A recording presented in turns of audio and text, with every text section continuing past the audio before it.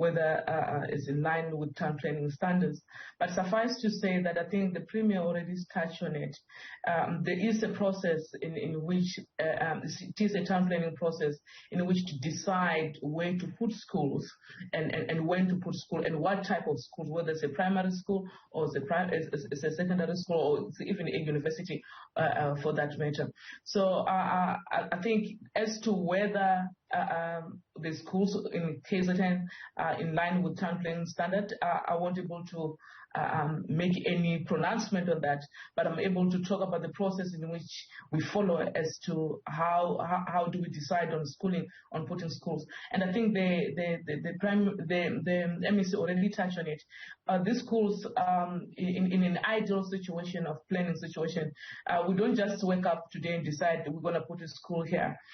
We decide on is coming up with what we call human settlement. Now, human settlement is not just schools, it's not just houses, but it's housing and everything which comes with it, which makes environment livable. And before we can even decide on any land use, we have to do what we call site analysis. And in our site analysis, we'll also have to look at issues like slope analysis, how steep is the area, and that will determine what type of housing, even land use we have to put in that particular space.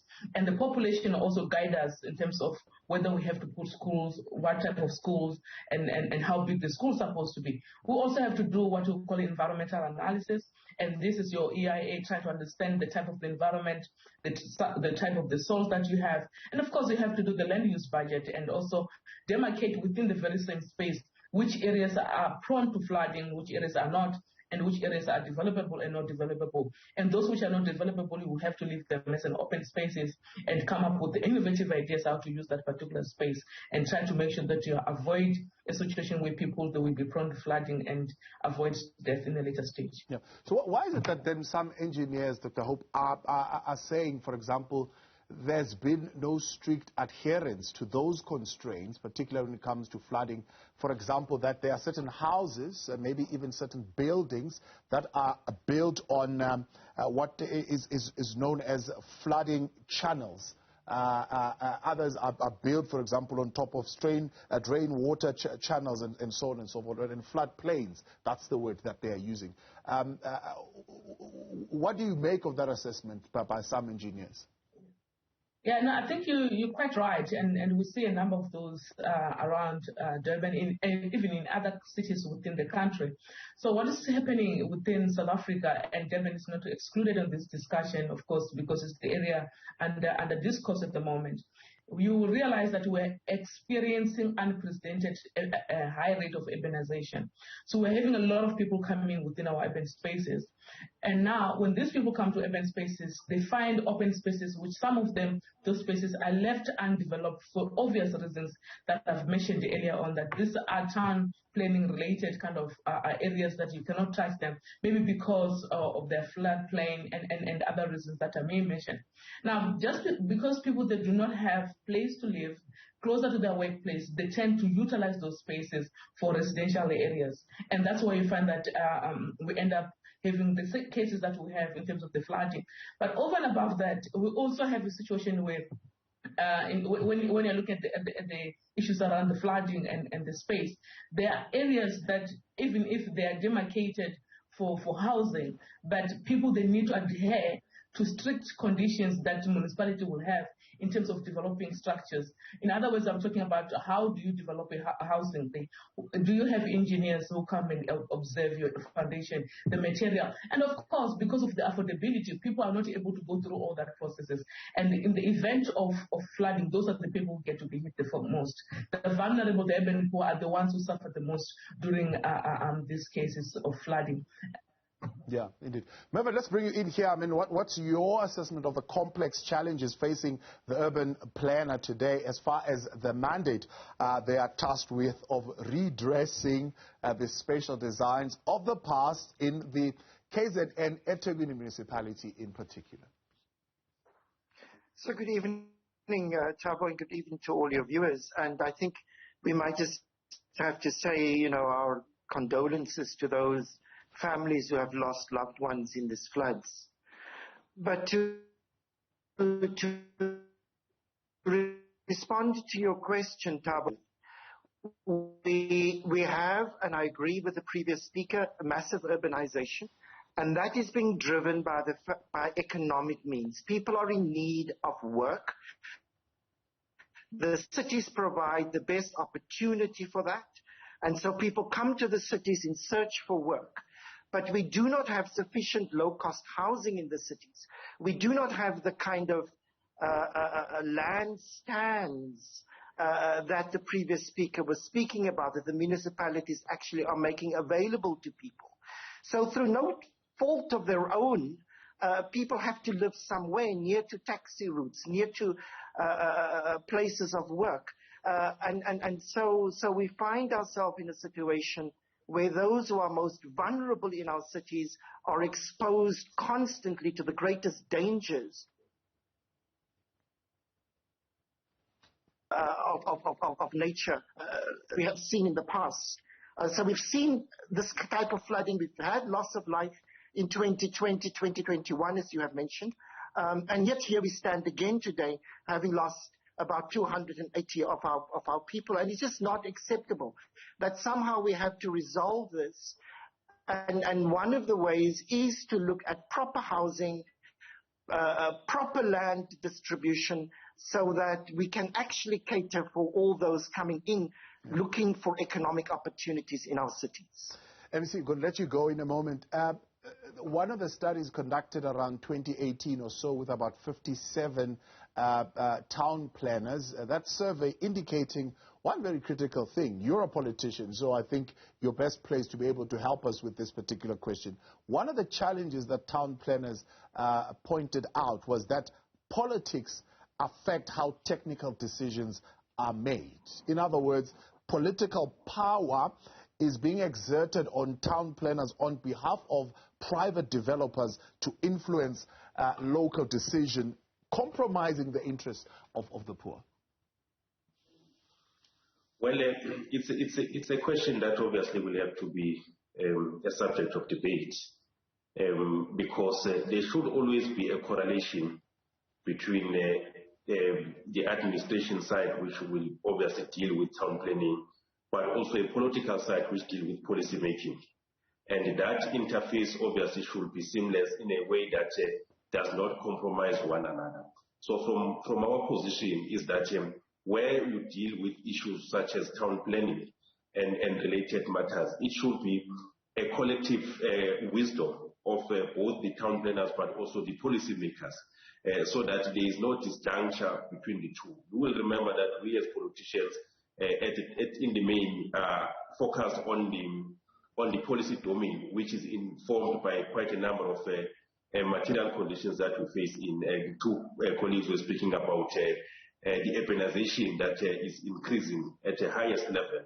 So those are the combination of factors that we will need to find a proper balance in a decision to be made as to where a particular settlement should be and where it should not be. But it cannot be an issue where probably it's left in the whims of politicians only or purely on the administration side, because the two, in my view, and from the position that we have assumed as the provincial government of KwaZulu-Natal, they should talk to each other in the interest of proper and sustainable development of the livelihoods of our people. Thapelo, weigh in there, so you're nodding very profusely there.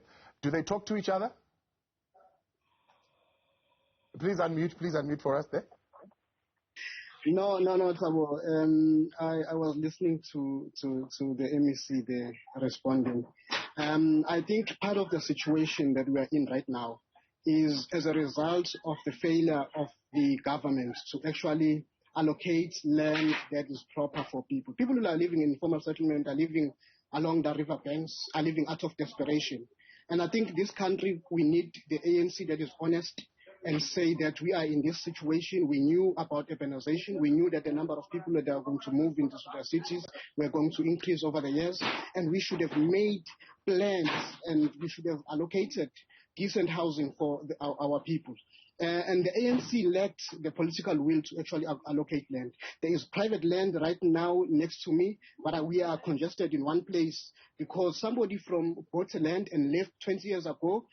Municipalities have the right to expropriate land. The question of expropriation of land by the municipality has never been there. Municipalities have had the right to expropriate land for quite some time, but they do not do that. So we remain in these inhuman conditions and living under these conditions and washed away by floods. Many people have died in Terre State, in Foreman Road, Maran Hill, in Kanyeni, Pumeleleni, and other places, because people are congested in one place when there is land. And when you point out that there is land that is there, and people start occupying those pieces of land, they are met at gunpoint by the anti-land invasion units and removed forcefully from those lands. And people, out of desperation, then occupy land that is next to the river banks. People have been washed by the Umgeni River in Kwamamsutu in Ward 23, because people are living under very inhuman conditions, out of desperation, needing for land. And the question that we need to address today is, please, the government of the ANC, give people land and let them build their decent housing without any creating any dependency syndrome that they must be relocated away from the cities. Informal settlements are actually allocated strategically. If you look at the Kennedy Road informal settlement, people are there because of economic opportunities. Firms are here, people are able to find work. But if you take them and put them in Konobia where there is no opportunity, people are bound to come back on those situations and be washed away by the situation. I have to take a break, but of course I cannot leave that hanging. I know you're not the MEC for human settlement, you're not the MEC to speak on land, but as a member of the African National Congress, maybe you'd want to respond to what Thapelo is saying. Yeah, the reality, Thabo, is that not every person in KwaZulu-Natal will live in Durban. It's just not possible. And while we know that better opportunities are found in such urban areas, so what we need is beyond what we call that the colleague is just making, that we need to give land, but is to make sure that we continue with the agenda to develop rural areas and township areas which were for centuries not just developed but underdeveloped. And that is why you don't find many economic opportunities in those areas, forcing people to move from those areas to build squatter camps in Durban in search for better opportunities. So it's not just a matter of giving out land. It's a matter of a comprehensive development that should take place throughout the province, even in rural areas. We are still struggling even to direct and invite investors to go to invest in rural development so that you can stimulate economic activities in those areas and avoid the migration of people to eThekwini, because it's not everyone that will be able to live in eThekwini. So this catastrophe that we are facing should not make us to think that the only solution is to give land to people so that they can build their own houses. The solution, the sustainable solution, is a comprehensive development which we are trying to focus on. At eThekwini municipality in particular, the death toll sitting now at 280, and the Premier saying that number could possibly be rising. We heard now from the MEC for Education that 18 learners and one educator being affected as well in these floods, and close to 248 schools that have been damaged and now closed. But the other area, Christo, Joubert, that has been affected in these floods, I saw footage of livestock being swept away. It's agriculture, and agriculture making, of course, a huge part of the challenge of food security in the country. You would certainly be concerned by what you see. How much concerned are you, and do you think there is something that can be done to address the kind of devastation that will befall your industry in particular? Thank you. Can I speak? Yes, go for it. Yes, first of all, this is not only a single problem, but much more than a dualistic problem. First of all, that we see this whole flooding system and the huge weather conditions that we're currently experiencing. I understand it's still over. Will have a huge impact on the agricultural system, not only in the KZN, but right through the country.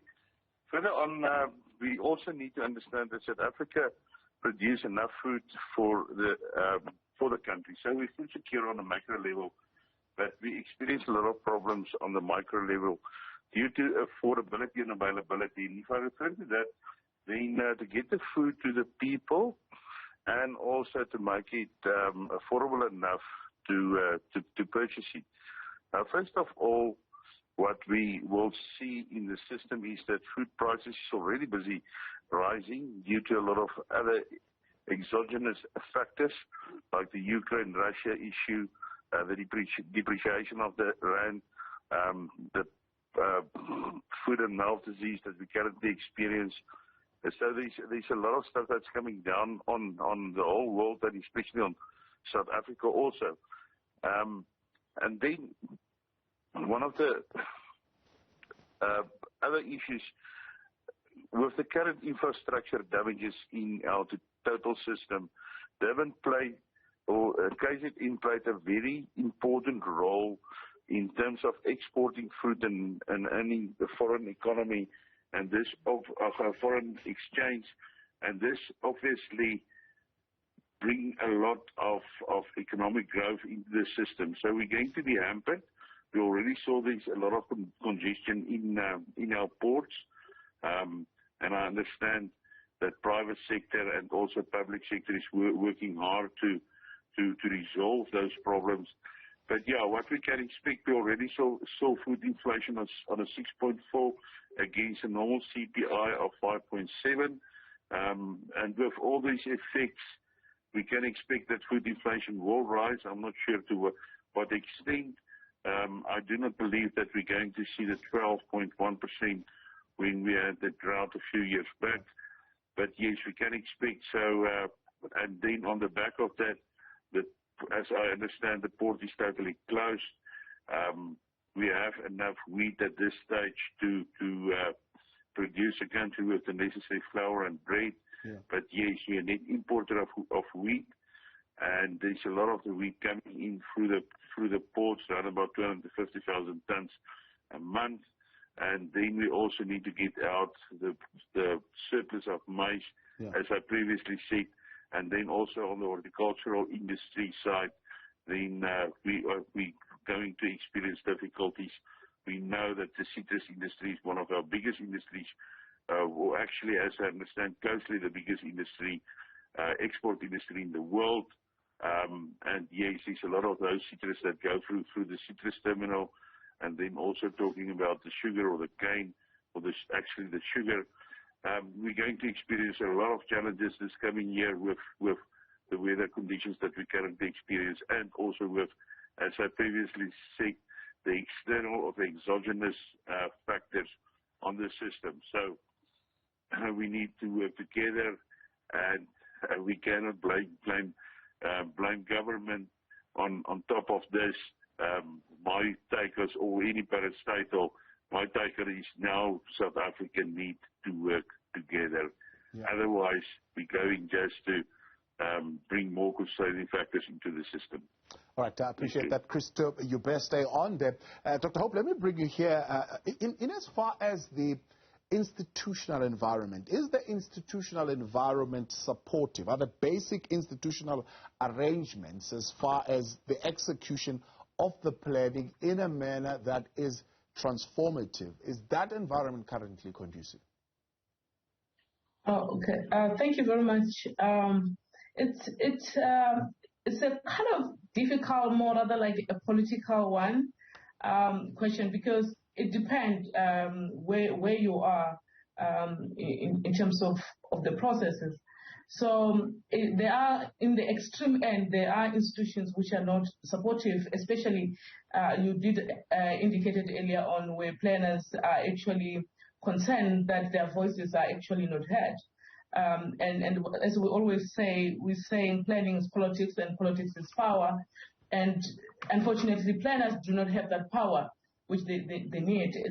So from that front, it's a difficult one. But there are institutions, there are legislation framework in place which is supposed to guide us on what to do and how to do best our work.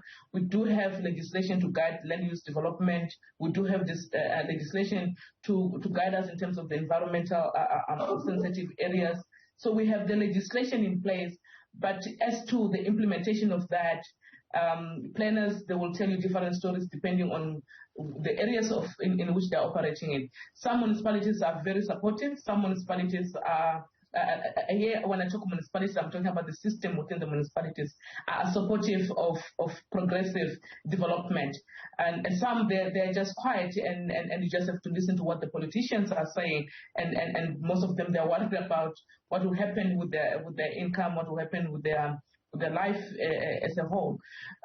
So it depends really where you are operating from and which jurisdiction you are reporting to or municipalities. But the system, the tools are there for planners to actually implement what they need to implement. You just have to give them space to do their job without any interference. Yeah.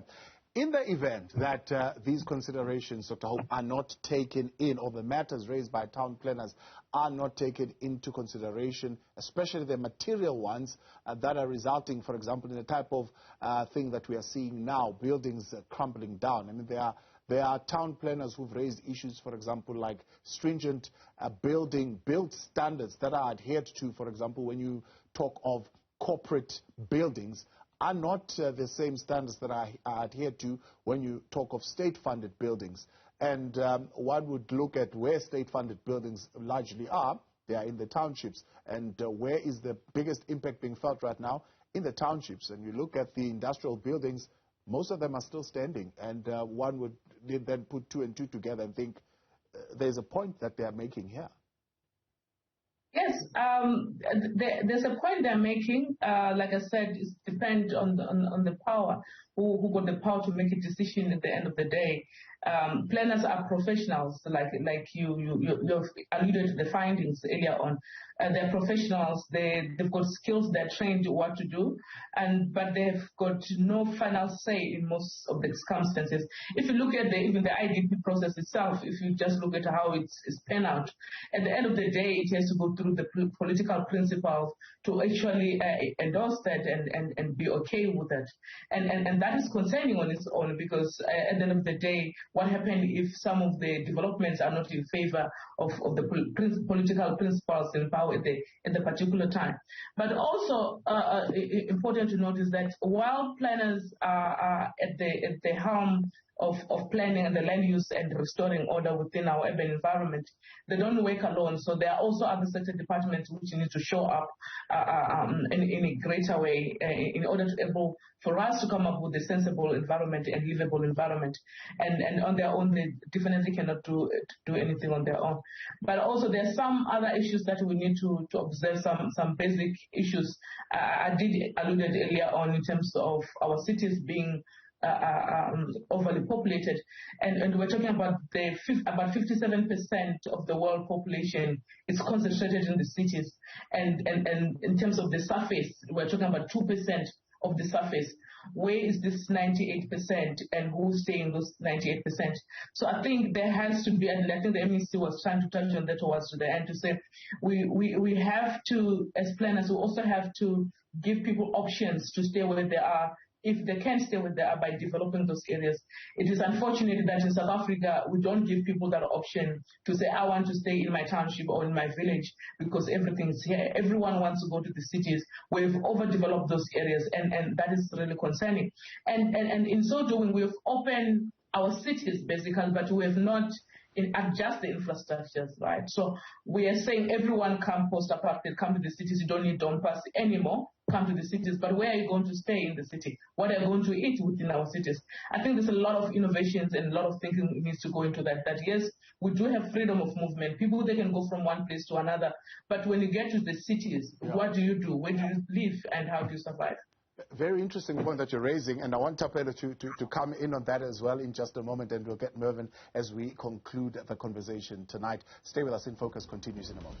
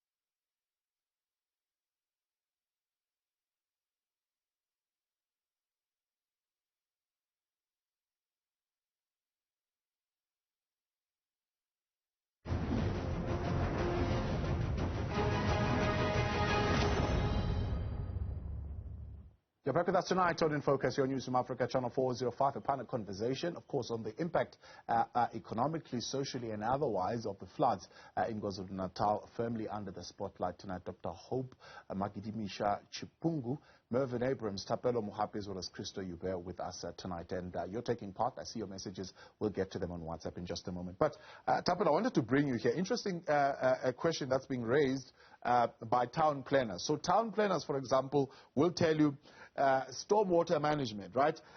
You've got to ensure that your post-development does not exceed your pre-development, which is the big question that you're raising, right? Well, there's land here, just bring in people. And they'll say you can't just bring in people. You've got to understand what the impact of bringing in more people will be there and whether or not the systems will be able to handle that capacity that you're bringing in. Please unmute.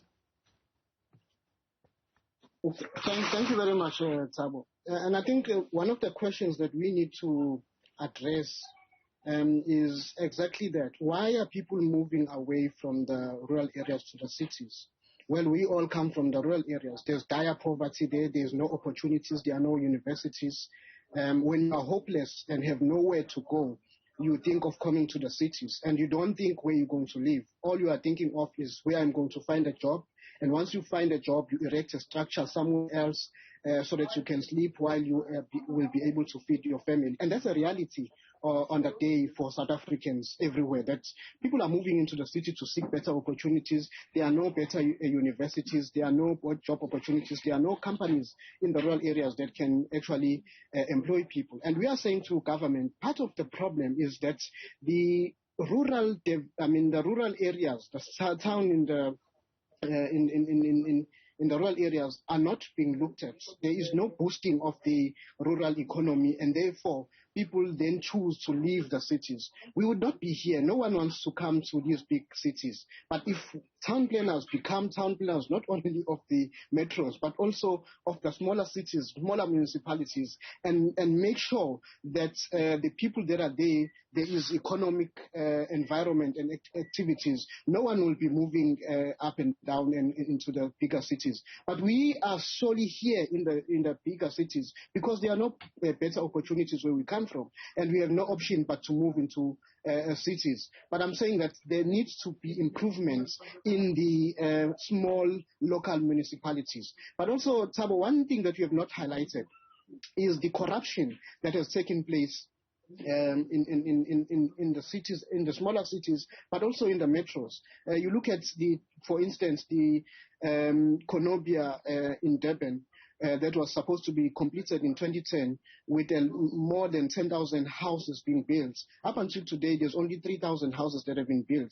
The only thing that is holding is in the municipality is who should to give the contract to, and then you find that the finances that are supposed to be building those houses are returned to the treasury, and people continue to be landless and homeless, and many of the people who have been washed away, some of them have been waiting for housing in Konobia and other greenfield in Durban. So these are things that have mounted corruption and the political will to actually expropriate land and distribute land for the poorest of the poor, but also the political will to actually address the issue in the rural areas, in the cities, the smaller cities, the local municipalities where we come from. Yeah. Mervyn, the unevenness of the process of development, can we trust the administrators, as it were, that along with the politicians, they have our best interest at heart and they will do what is required for the lesser developed areas?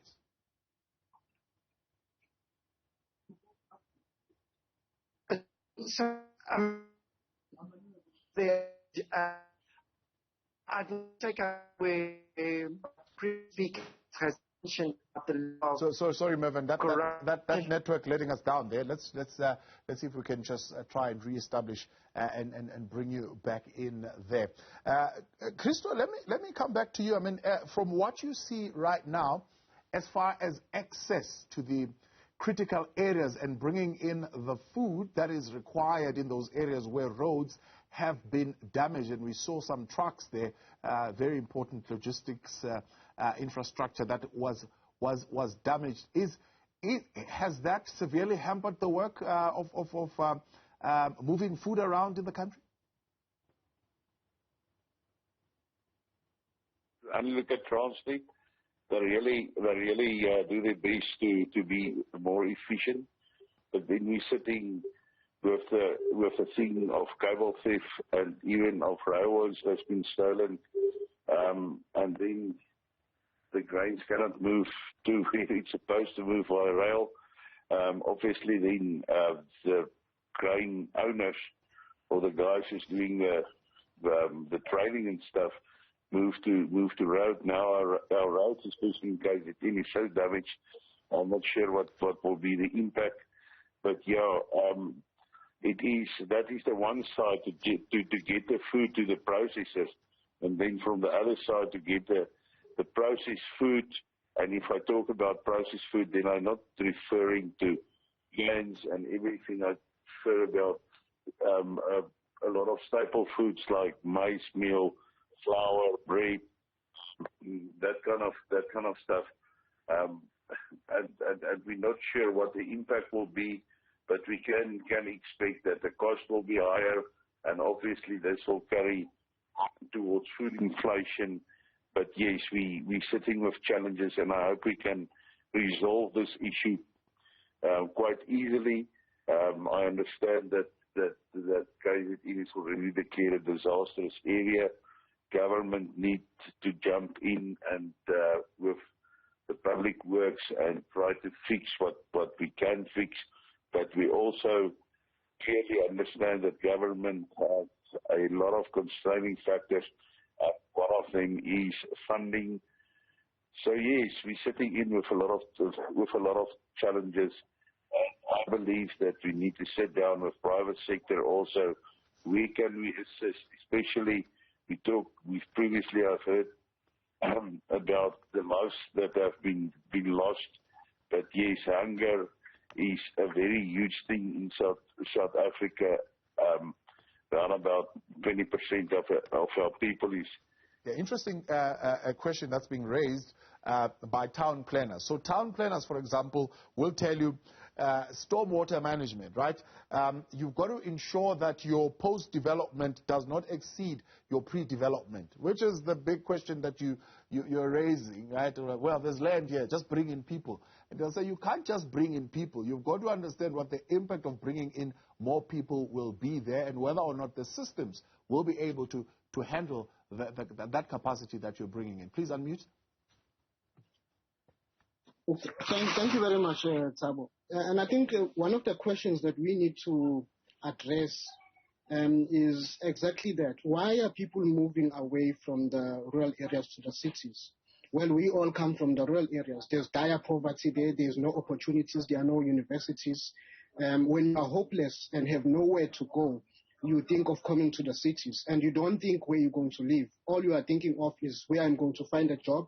And once you find a job, you erect a structure somewhere else so that you can sleep while you will be able to feed your family. And that's a reality on the day for South Africans everywhere, that people are moving into the city to seek better opportunities. There are no better universities. There are no job opportunities. There are no companies in the rural areas that can actually employ people. And we are saying to government, part of the problem is that the rural areas, the town in the in the rural areas are not being looked at. There is no boosting of the rural economy, and therefore people then choose to leave the cities. We would not be here. No one wants to come to these big cities. But if town planners become town planners not only of the metros, but also of the smaller cities, smaller municipalities, and make sure that the people that are there is economic environment and activities, no one will be moving up and down and into the bigger cities. But we are solely here in the bigger cities because there are no better opportunities where we come from, and we have no option but to move into cities. But I'm saying that there needs to be improvements in the small local municipalities. But also, Thabo, one thing that you have not highlighted is the corruption that has taken place in the cities, in the smaller cities, but also in the metros. You look at for instance, the Konobia in Durban. that was supposed to be completed in 2010 with more than 10,000 houses being built. Up until today, there's only 3,000 houses that have been built. The only thing that is holding is in the municipality is who should to give the contract to, and then you find that the finances that are supposed to be building those houses are returned to the treasury, and people continue to be landless and homeless, and many of the people who have been washed away, some of them have been waiting for housing in Konobia and other greenfield in Durban. So these are things that have mounted: corruption and the political will to actually expropriate land and distribute land for the poorest of the poor, but also the political will to actually address the issue in the rural areas, in the cities, the smaller cities, the local municipalities where we come from. Yeah. Mervyn, the unevenness of the process of development, and can we trust the administrators, as it were, that along with the politicians, they have our best interest at heart and they will do what is required for the lesser developed areas?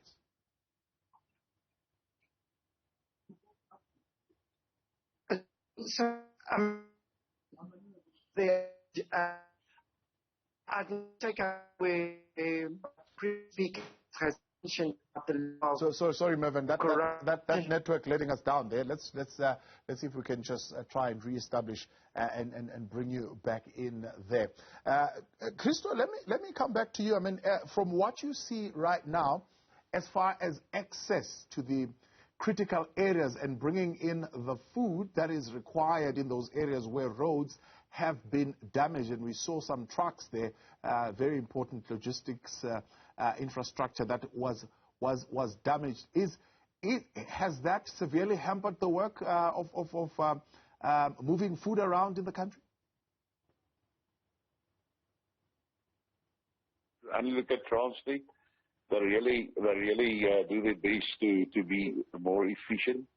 But then we're sitting with the thing of cable theft and even of railways that's been stolen, and then the grains cannot move to where it's supposed to move via rail.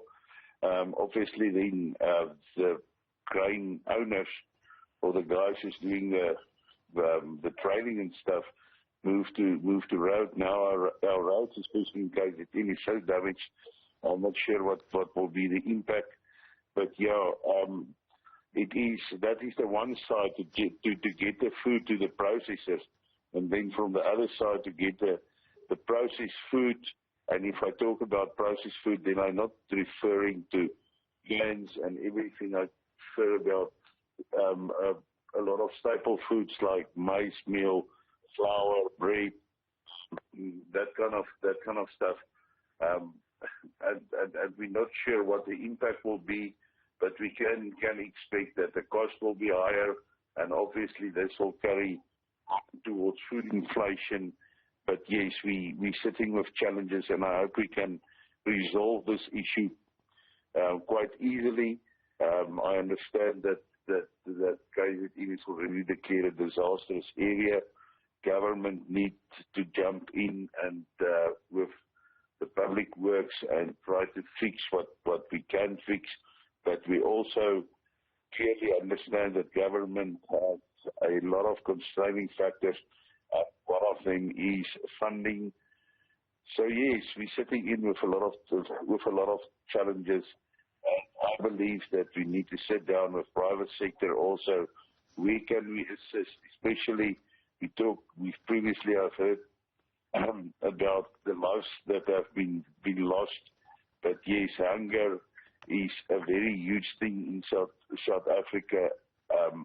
Around about 20% of our people go to bed without enough food. So yeah, we need to sit down and see how we can resolve this, and maybe ask for a global assistance, etc., in terms of funding. I'm not sure, but yeah, we need to tackle it by.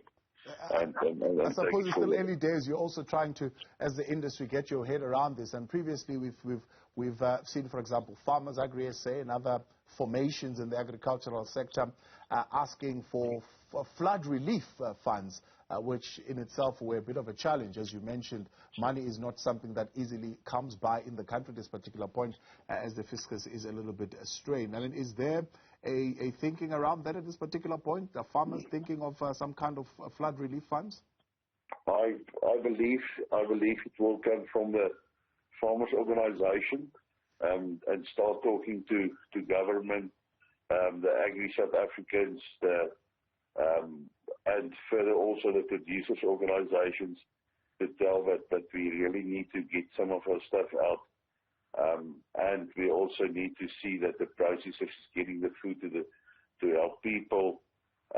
But yes, I haven't heard that they start talking about it, but I believe they already start making plans to engage with government, and this is exactly where I'm saying that private sector and public sector or governmental sectors need to sit down and see how we can resolve this issue, because this can have a further market downstream, which can have detrimental effects on the total society. Yeah. All right, Mervyn, let's see if that line is a little bit better. I was saying we're already dealing with an economy that has been battered by the pandemic. We have the unrest. We've got the Russia-Ukraine. Now you've got the floods in KwaZulu-Natal. Can we trust the administrators and the political power to coordinate here and come up with a strategy to navigate us out of this situation? Thabo, they have to. I mean, we are really on borrowed time. Having gone through this COVID where we've lost so many jobs, we've lost so much income, unrest, a number of businesses have closed. We are just about getting that behind us, and now we have these floods. It seems to me that some of this could have been anticipated. We've had floods before, so we could have narrowed some of this. So now we really have to begin to plan properly, but also integrate properly. So part of this is exploring economic development throughout the province and keeping people where they are. But it is also about building affordable homes for people in areas that are safe and that are close to the cities. We can't turn back that clock. And so we're going to have to find how do we do this in a way that is consistent and that's in a way that we can cover it through our budget. But finally, what I would like to say, Thabo, is that we can expect food price inflation going forward. And we have to ask retailers, particularly in the city of Durban, where there is a shortage of water at the moment, that we do not, people are panic buying water, and that we do not find opportunistic increases of pricing on water at this stage until we have resolved the floods issue. We appreciate you all. Thank you very much for coming on. Quick look at some of the WhatsApp messages coming through tonight to this conversation on 072-110-5584. Zia in Durban saying Collingwood Primary School in Wentworth was demolished by the floods in 2017. The Department of Education has still not rebuilt the school. It has been 4 years since our kids have had a proper learning environment. When will our schools be rebuilt? That's the question, Zia. Mr. Musako in Brett saying, why do politicians come after damage is done, but they saw when the people started building on those unsafe areas? Why didn't they advise them not to build on those unwell, dangerous places? And it's the same places where they come and campaign. All right, that's where we're going to leave it because of time. Let me thank Dr. Hope Magidimisha-Chipungu, Mervyn Abrams, Thapelo Mohapi, as well as Christo Joubert joining us on the line. And thank you for your engagement tonight. In Focus continues with what's leading in the news. Stay with us.